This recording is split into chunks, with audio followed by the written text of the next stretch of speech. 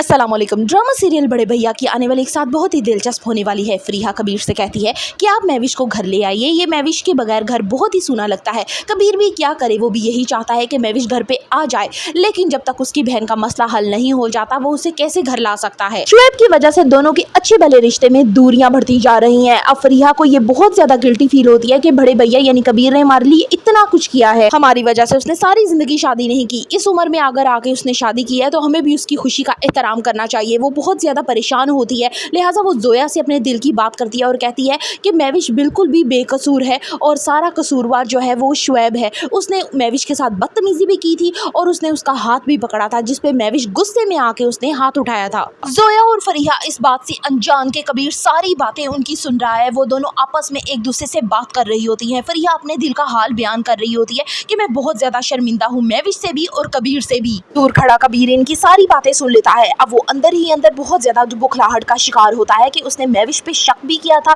और उसको इस घर से चले जाने का भी कहा था। अब वो क्या करे, किस तरह से महविश को वापस लेके आए, किस तरह से अपने रिश्ते की जो इतनी दूरियां आ चुकी हैं उसको ठीक करे।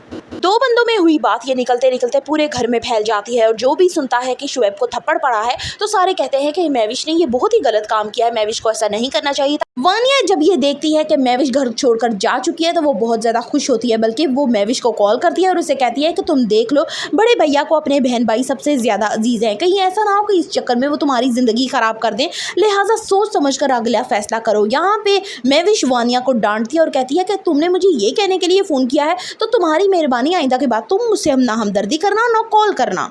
कबीर महविश से कहता है कि मैंने अपनी सारी जिंदगी अपने बहन भाइयों के लिए वक्फ कर दी है, मैंने अपनी बहनों की आंखों में कभी आंसू नहीं देखा है, लेकिन तुम्हारी वजह से अगर मेरी बहन की जिंदगी में कोई भी आंच आए तो याद रखो तुम्हारा घर भी बस नहीं सकेगा। महविश और कबीर जितनी हंसी खुशी जिंदगी गुजार रहे थे, लगता है शुएब की नजर लग गई, उसने इनकी जिंदगी स्पॉइल करने की कोशिश की है, बल्कि अपना बसा बसाया घर भी खराब करने की कोशिश कर रहा है। फरीहा की नजरों में तो वो पहले ही गिर चुका है।